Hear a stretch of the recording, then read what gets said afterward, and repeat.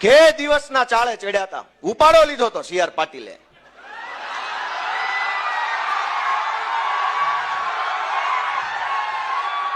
C R પાટીલે ગુજરાત આખામાં ઉપાડો લીધો કે ધારું એને તોડું, ધારું એને પક્ષ પલટો કરાવું, ધારું એને જેલમાં પૂરું.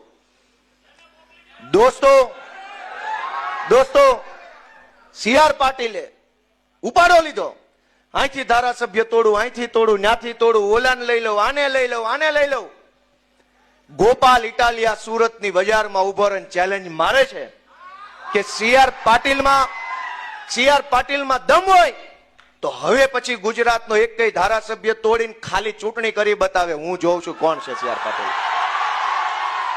હવે પક્ષ પલટો કરાવે અને ચૂંટણી લાવે, પેટા ચૂંટણી ગુજરાતની ગમે સીટ ઉપર.